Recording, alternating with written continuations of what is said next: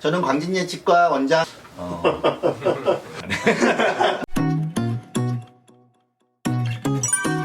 안녕하세요. 광진예 치과 원장 강남현입니다.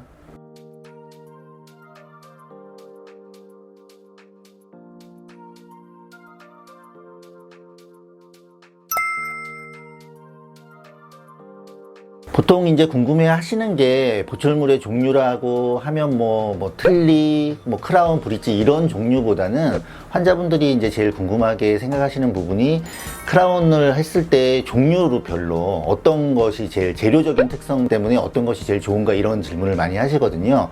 그러니까 궁금해 하시는 것들이 보철이 어떤 종류가 있는 것보다는 재료적인 종류를 더 훨씬 더 궁금해 하시는 것 같습니다. 그 재료에 따라서 일정 장단점이 있기 때문에 그 재료에 따라서 내가 어떤 게 더 오래 쓸 수 있고 이런 걸 궁금해 하시는 경우가 많거든요.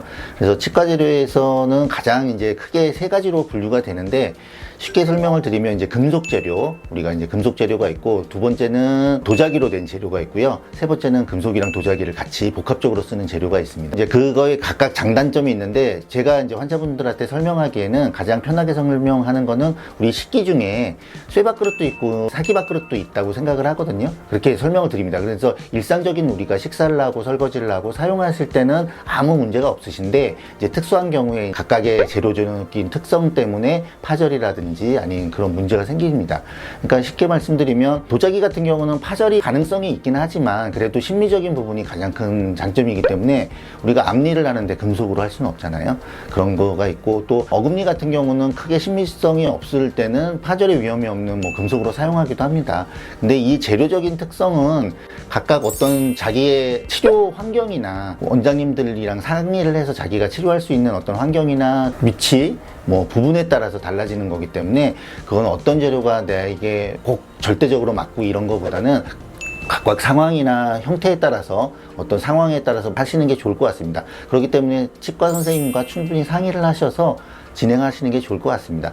그래서 일단은 우리가 쉽게 예를 들어 보면 전치부에다 앞니에다가 금속으로 뭘 한다든지 이러진 않지 않습니까? 그리고 마찬가지로 구치부 같은 경우는 길이가 많이 짧은데 거기에 굳이 삭제량이 많아지는 도자기를 쓴다거나 이러진 않는 것 같습니다. 그러니까 각각 상황이나 어떤 치료 부위에 따라서 달라지기 때문에 그거는 원장님들과 상의를 해서 자기 상황에 맞는 치료 재료를 선택하는 게 좋을 것 같습니다.